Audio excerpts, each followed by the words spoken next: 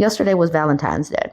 Yesterday, Kamala Harris took to her social media platform to acknowledge her husband on Valentine's Day, saying, "Happy Valentine's Day to the best partner and husband. I love you, Dougie." It was Valentine's Day. This woman, when she was running, she was in an election for president in November. Overwhelmingly, Americans said, nah, we're going to go with the orange man. That's who we're going to choose. Yet, some people are still demanding that she be out there fighting when she didn't win. So let this woman sit back in peace and enjoy her time with her husband on Valentine's Day. This is the type of caucasity that really boils my blood. Nancy Lee says, nice, but we're in a constitutional crisis right now, and you are the leader millions got behind because we believed you could prevent what is happening right now. Now is not the time to profess your marital love, but to speak out and protect the American people as you pledged to. She is the leader that lost. What is she supposed to do right now that's going to get us out of this constitutional crisis? The people in America overwhelmingly voted for MAGA. They voted for MAGA for the House, for the Senate. They voted for Trump overwhelmingly. This is what millions of people got behind. Stop demanding labor from Kamala Harris. Shia Baby says, what a lot of effing nerve. Your people decided they would rather have fascism than elect a black woman. And you get attitude with her for living her life now that she is no longer an elected official. Who do you think you are to demand that woman do anything for you? She tried. Now is your turn to gather your people and do it your damn self rather than attempt to order a black woman back to work for you. These people making these demands just really shows the audacity that comes along with their this is the type of thing that it's like they really need to sit down and examine where they think that their roles are. Like, who do you think you are, Nancy? Lavender said, y'all think you're slick. Y'all want black people to get out there on the front lines and get beat up, arrested, and terrorized while nothing happens to y'all. Then y'all can swoop in later after we do all the work. She says, F y'all, basically. And that's basically what's going on because people are out there protesting, but they are noticing the absence of black people who tried. We did our best. We did our best. We came out and the numbers that we put up for Kamala Harris was, typical of us. But what about the other people that didn't do their part?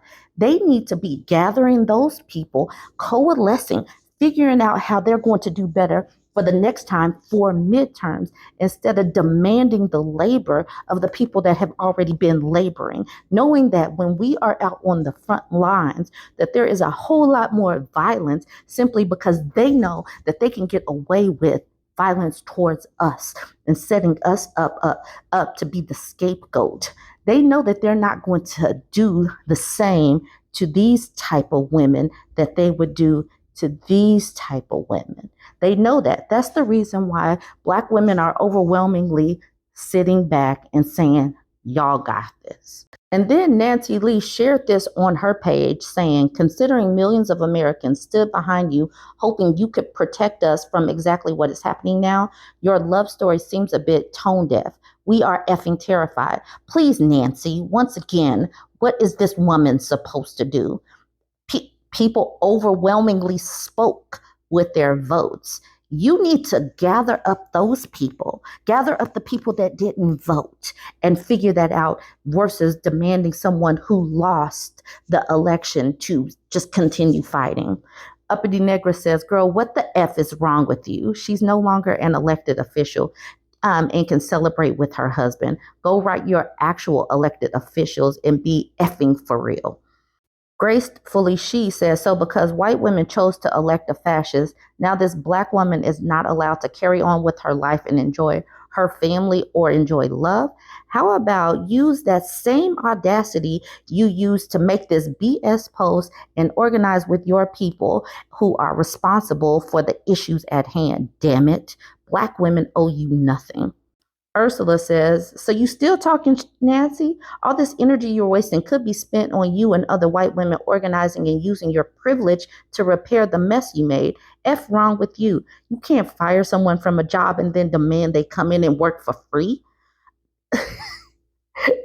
I'm so glad that people are giving it to her because, yeah, the Causacity is just astounding to me. Like, yeah, I, yeah. I'm just gonna read some of these comments.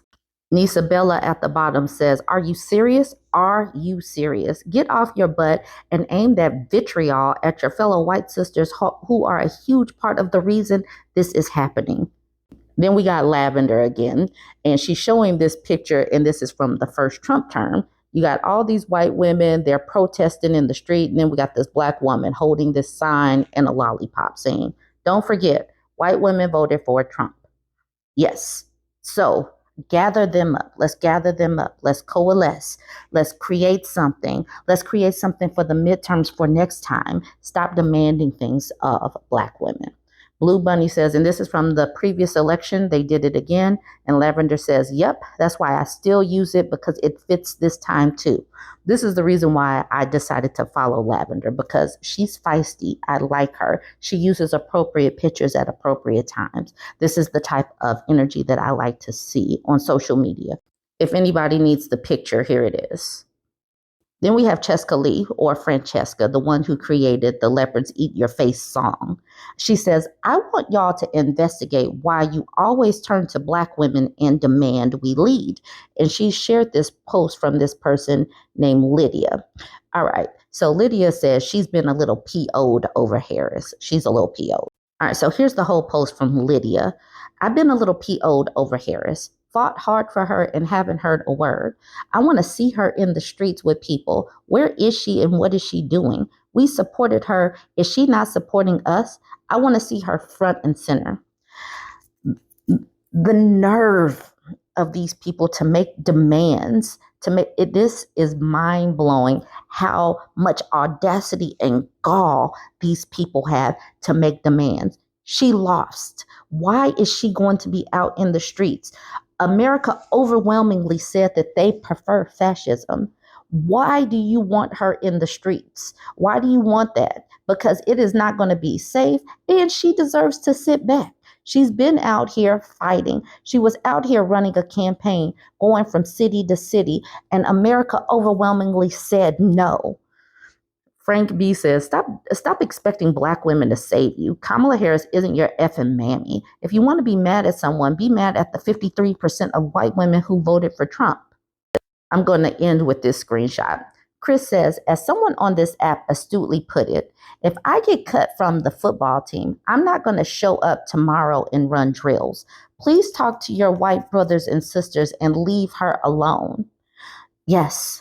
Start where the issue is, where the numbers could have come from, and stop making demands of people. Stop making demands of people who overwhelmingly were out there fighting, using their voices, using their platforms. Stop that.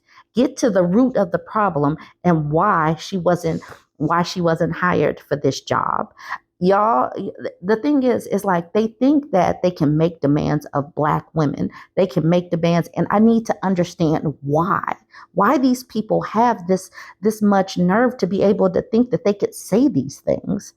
Chiance says, why don't you start in the streets? White women take the lead for once.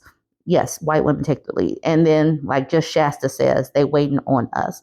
And black women are overwhelmingly saying, no, I'm going to wait this one out. We did our part. Black women are saying no. And this is, I know that this is one of the first times that we are like literally sitting back and allowing somebody else to take the charge, because black women overwhelmingly knew our role. We went out and voted for who we thought was right. And the other people said no. The other people disagreed. Go talk to the other people that disagreed, not to us. We aren't the problem here. All right, y'all, join the conversation. Let me know what you think of this. I wanted to talk about this just a little bit more. This man, B. Harper, making this post. Let's kill the phrase pick me. It's gone on long enough.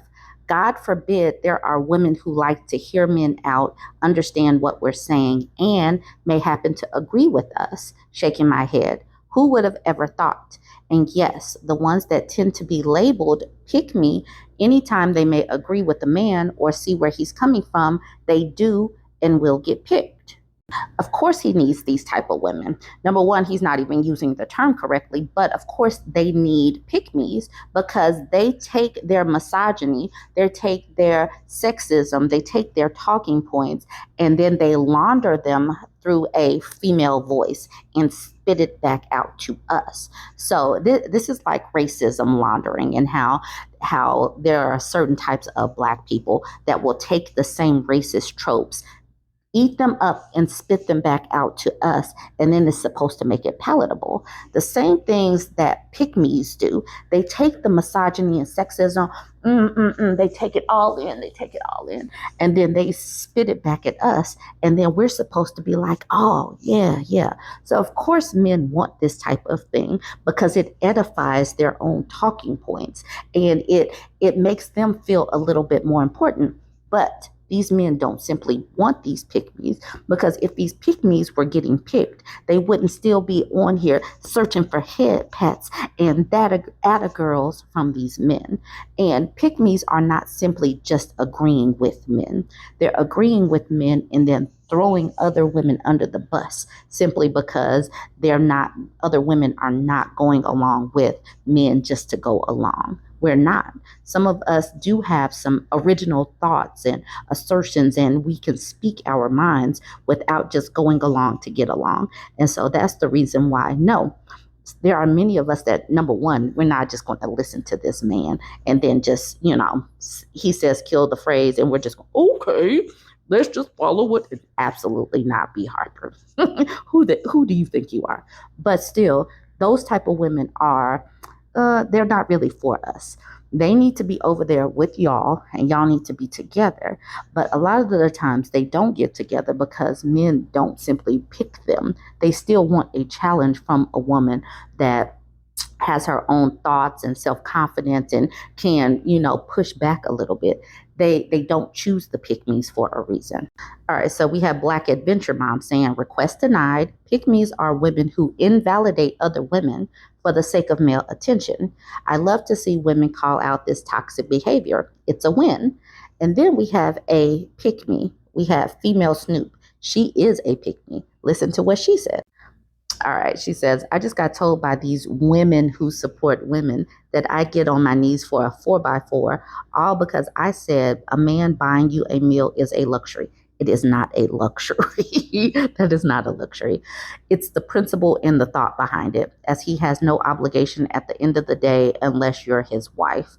The greedy hoes came in hordes to tell me I was wrong. All I said was they expect the most but can't offer a man gratitude and appreciation.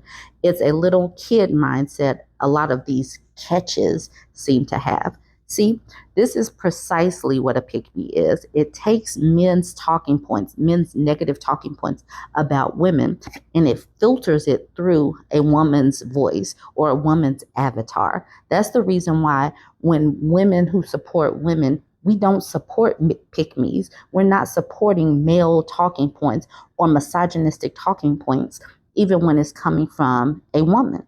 We're not doing that. We don't support women who support misogyny and sexism. We just don't. Stale Potato Chips, who I did follow after seeing this, says, a man doesn't decide what I call other women. Stay in your place. Queen Akasha says, I like you. I like her too.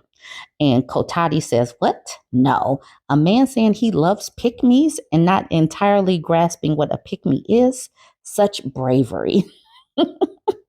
And then she shared this picture. Oh, thank you for sharing that. That's an act of courage, what you're doing. I love the usage of the pictures and the videos and everything. We are so timely with it.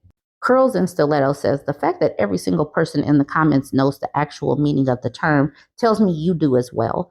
This was some sorry, convoluted attempt at singleness as an insult. That doesn't work. It hasn't worked for a long time. You're going to have to find some new material. Coercion and browbeating a woman into dating you is so tired.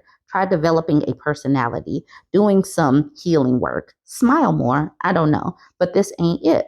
That's because they don't have any original ideas. They don't have any creativity. They can't develop any new talking points until the one person that might have two brain cells comes up with their talking points and releases it out to the public.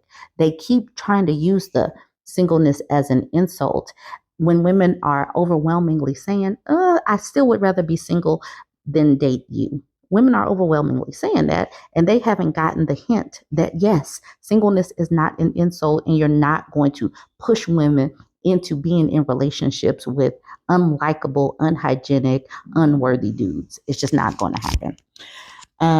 And Tiffany says this isn't even what a pick me is. And then the person at the bottom, and this, I'm going to end it here. He might be a pick me though, because he is probably trying to get picked. All right, y'all. I just needed to hammer that just a little bit more. Let me know what you think about this one. Don't forget to like, comment, and share. A couple of days ago, I did this Reddit where this woman was talking about how her husband has a work wife named Sarah and how Sarah was making her life miserable as the work wife. And she did a post, she did an update, but I was alerted that there is actually a second update. Well, here's the second update because I do know that people do like to wrap up stories. She says, well, I'm back. First, I want to address some of the negative comments. To all the people saying they're Team Sarah and hoping Sarah and my husband get together, I even saw some nasty comments saying Sarah and my husband would be the office power couple. How can you sit here and say nothing's going on? You claim my husband didn't cheat and I'm being crazy, yet in the same breath wish they would get together. You're contradicting yourself because deep down, you know something romantic was developing. She says, now for the update. My husband came to my mother-in-law's house. She didn't call him. He knew I was there because I told him, and he said he wanted to talk. Some big things happened in a short time. He wanted to explain. According to my husband, after I left, he started to reflect. He did call his mom and they had a long talk. I didn't know any of this. She asked him if he was happy with me, and he said yes, but I made him extremely happy. I was a good wife and a great partner. This is kind of what made it all sink into him that he was being juvenile for wanting attention from another woman. I did ask him why he always brushed things off and never took action before. He said he couldn't explain it. It just felt good. He assured me he never wanted to sleep with her and never advanced things that way. It was just nice having someone around who was fawning over him like a fan. For those who said he didn't know what an emotional affair was and was just agreeing with me, you were right. He admitted he really didn't understand what an emotional affair was, but after looking it up, he agreed that's what it was, though unintentional. He said he didn't want to lose his friend, so he just went along with a lot of what she did. He admitted he was deep into a fog, but me leaving and this conversation with his mom was the one thing that brought him out of it. He said he didn't want to fight. My husband is big on giving me my space, so when I left, he didn't chase after me because he thought it would be best for us to just cool down and think about this and hopefully come back and discuss it more rationally.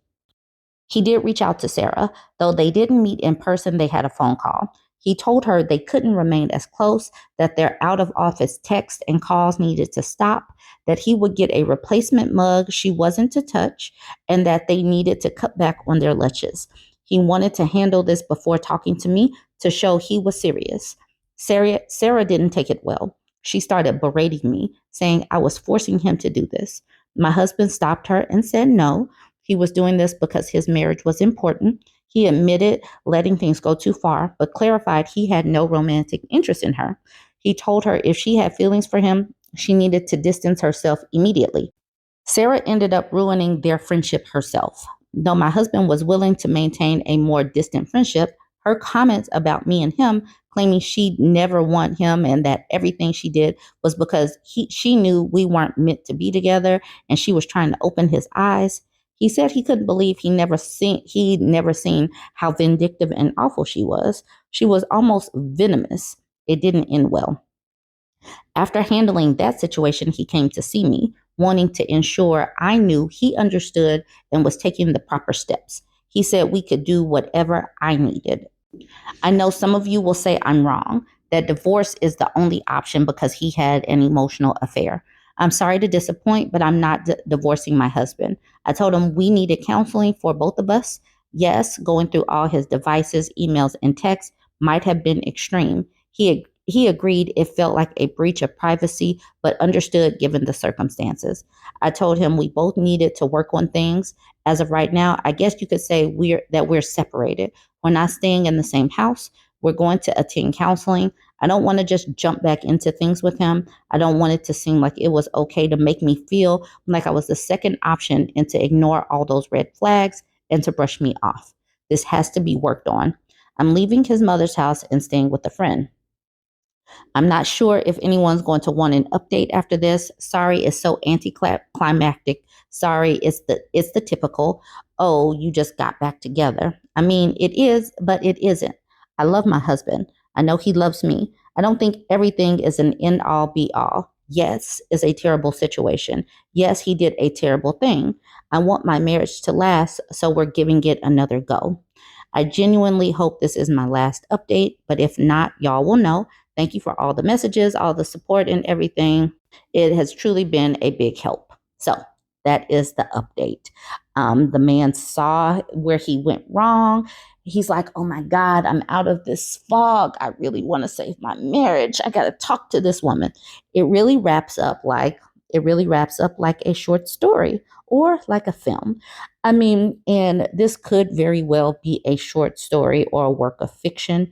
But in reality, some of these things do happen where, a man could say the right things and do a few amazing actions to rope a woman back in. And she's like, okay, cool, we can go for it. You know, some of these things, when they wrap up like this, that's when I start to, not believe it. However, this does happen where women who are separated will give things another go. That's the reason why we still need to talk about these things, because there are still lessons and cautionary tales where you can learn things out of it and, try to figure out what would you do in this situation if something, it is definitely some red flags. Some lines have been crossed, but not the ultimate line. So what would you do? All right, y'all. That's the update. It's wrapped up. Let me know what you think about this one. Don't forget to like, comment, and share.